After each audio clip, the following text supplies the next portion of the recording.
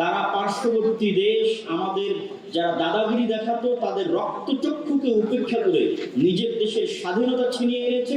আল্লাহ সুবহানাহু ওয়া তাআলা দ্ব্যর্থহীনভাবে ঘোষণা করছেন যে আল্লাহ সুবহানাহু ওয়া তাআলা প্রদত্ত এবং রাসূল সাল্লাল্লাহু আলাইহি ওয়াসাল্লাম কর্তৃক আনীত ইসলামী শরীয়তের সকল বিধিবিধান শতভাগ সত্যবাদিতা এবং শতভাগ ন্যায়পরায়ণতার উপর প্রতিষ্ঠিত। কেউ যদি ইসলামের কোনো বিধানের উপর বৈষম্যের অভিযোগ আরোপ করে তাহলে আল্লাহ সুবহানাহু ওয়া তাআলার এই আয়াত মিথ্যা বলে প্রমাণিত হবে। নাউযুবিল্লাহ। সুতরাং আল্লাহ সুবহানাহু ওয়া তাআলার কোনো বিধানের উপর বৈষম্য শব্দ আরোপ করা একটি কুফরি শব্দ, যার কারণে যে কোনো মুসলমান যে কোনো ব্যক্তি কাফের এবং মুরতাদ হিসেবে বিবেচিত হতে পারে। আর আল্লাহ সুবহানাহু ওয়া তাআলা আরো একটি কথা বলে দিয়েছেন, লা মুবাদদিলা লিকালিমাতি। পৃথিবীর পরিবেশ পরিস্থিতি যাই হোক না কেন, বিজ্ঞান ও প্রযুক্তির উত্থান এবং পতন যেখানেই পৌঁছুক না কেন, আল্লাহ সুবহানাহু ওয়া তাআলা কর্তৃক প্রদত্ত বিধানের কোনো পরিবর্তন করার, চুল পরিমাণ পরিবর্তন করার সুযোগ পৃথিবীতে কারো নাই। এবং বাংলাদেশের ইতিহাস এবং ঐতিহ্য আমাদের জানা আছে। বাংলাদেশের মানুষ 2024 সালের 36শে জুলাই তাদের সেই শক্তি এবং সামর্থ্যের প্রমাণ দিয়েছে। অতীতেও দিয়েছে, 1947 সালেও দিয়েছে, 1831 সালে বালাকোটের ময়দানে দিয়েছে, 1857 সালে সিপাহী বিদ্রোহের সময় দিয়েছে। অসংখ্য আন্দোলন এবং সংগ্রাম এবং শহীদের ইতিহাস এই অঞ্চলে আছে, যা আমাদের সকলের অবগতিতে আছে। সেটিকে সামনে রেখে বর্তমান সরকারকে আমরা বলতে চাই যে বর্তমান সরকার যদিও গণতান্ত্রিক পদ্ধতিতে আসেনি, তবে অবশ্যই একটি বিপ্লব পরবর্তী, একটি গণ অভ্যুত্থান পরবর্তী এবং ইসলামের যে নেতৃত্ব নির্বাচনের ব্যবস্থা আছে পরামর্শের ভিত্তিতে সরকার নির্ধারণ করা। সেই পরামর্শের ভিত্তিতেই দেশ এবং জাতির যারা স্টেক হোল্ডার তাদের পরামর্শের ভিত্তিতেই আপনারা এখানে এসেছেন। আপনাদের পিছনে জনমত, বিশেষ করে আলেম ওলামাদের সমর্থন শুরু থেকে এখন পর্যন্ত আছে। এবং আমি এর সাথে আরো একটি কথা যুক্ত করে দিই যে আমরা অনেকেই সমগ্র বাংলাদেশে ইসলামের বিজয়ের স্বপ্ন দেখি।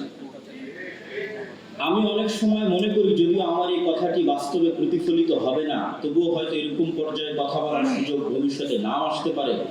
সেহেতু এখানে বলেই নিই যে বর্তমান সরকার যে পদ্ধতির উপর এসেছে পরামর্শের ভিত্তিতে, যোগ্য মানুষকে সবাই নিজ নিজ জায়গা থেকে চিন্তা করেছে আমার চেয়ে কে ভালো হবে, এবং তারাও হয়তো চেষ্টা করছে তাদের জায়গায় বিভিন্ন মন্ত্রণালয়ে কোনো প্রকার দলমত না দেখে যোগ্য ব্যক্তিদেরকে নিয়োগ দেওয়া। এই যে পদ্ধতি, পুনরায় গণতন্ত্রের দিকে ফিরে না গিয়ে এই পদ্ধতিকেই যদি কন্টিনিউ করা যায় তাহলে এটাই ইটসেলফ ইসলাম প্রতিষ্ঠার জন্য যথেষ্ট। এটা অনেক সময় আমরা বুঝি না যে এই সরকার যেই দিন শেষ হবে আমাদের দাবি থাকা উচিত যে সেই দিনও পরামর্শের ভিত্তিতে সরকার প্রধান নিযুক্ত করতে হবে। আলেম ওলামাদের পরামর্শ, দেশের অন্যান্য স্টেক হোল্ডারদের পরামর্শ, তাদের পরামর্শের ভিত্তিতে সরকার প্রধান আসবে, তিনিই তার পছন্দ মতো তখন তার ক্যাবিনেট ঠিক করবেন। এটাই ইসলাম। কিন্তু আমরাই যখন আবার ব্যাক ফুটে গিয়ে বলতেছি নির্বাচনে অংশগ্রহণ করব, নির্বাচন দিব, সেক্ষেত্রে আমি আপনাদের একটি কথা স্মরণ করিয়ে দিতে চাই। যেহেতু গণতান্ত্রিক দেশ, নির্বাচন হবে, গণতন্ত্র আসবে, তবে আমার একটা পরামর্শ আমি আপনাদের বলে যেতে চাই। সেটি হচ্ছে যে 5ই আগস্টে আমাদের লক্ষ লক্ষ কোটি কোটি ভোটার রাস্তায় ছিল, কিন্তু সরকার গঠনের সময় আমাদের অবস্থানটা কোথায় ছিল? আমাদের অবস্থান কিন্তু শূন্যের কোথায় ছিল। ডিসিশন মেকিং এর জায়গায় আমরা শূন্যের কোথায় পৌঁছে গেছি। অথচ আন্দোলনে দেখবেন আপামর আম জনসাধারণ, ইসলামপন্থী, আলেম ওলামাকে ভালোবাসে, তাদের অংশগ্রহণই বেশি। এর সবচেয়ে বড় কারণটা হচ্ছে আমরা শক্তিশালী প্রতিষ্ঠান তৈরি করতে পারিনি। যখন সরকার পতন হয়েছে তখন এই সমস্ত এনজিও, এই সমস্ত মিডিয়া, তাদের হাতে অটোমেটিক বাই ডিফল্ট ক্ষমতা চলে গেছে।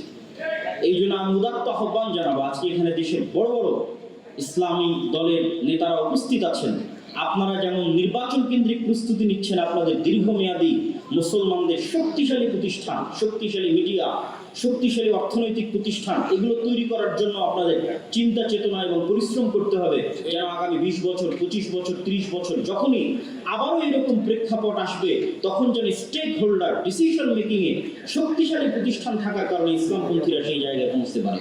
এটা আপনাদের প্রতি উদাত্ত আহ্বান। সম্মানিত উপস্থিতি, বক্তব্যের শেষের দিকে আমি বর্তমান সরকারের প্রতি আহ্বান জানিয়ে বলতে চাই, যে আল্লাহ সুবহানাহু ওয়া তাআলার বিধান যেহেতু অপরিবর্তনীয় এবং যেহেতু এটি 90%-এরও অধিক মুসলমানের দেশ এবং মুসলমানেরা আপনারা দেখেছেন জুলাই বিপ্লবে রক্ত দেওয়া শিখেছে, তারা পার্শ্ববর্তী দেশ আমাদের যারা দাদাগিরি দেখাতো তাদের রক্তচক্ষুকে উপেক্ষা করে নিজের দেশের স্বাধীনতা ছিনিয়ে এনেছে। প্রয়োজন হলে তারা পাশ্চাত্য কর্তৃক পাশ্চাত্য থেকে আমদানিকৃত এই নষ্ট ভ্রষ্ট সংস্কৃতিকে, এই নষ্ট ভ্রষ্ট নারী সংস্কারের প্রতিবেদনকে ডাস্টবিনে নিক্ষেপ করার জন্য শেষ রক্তবিন্দু পর্যন্ত দিতে বাধ্য থাকবে।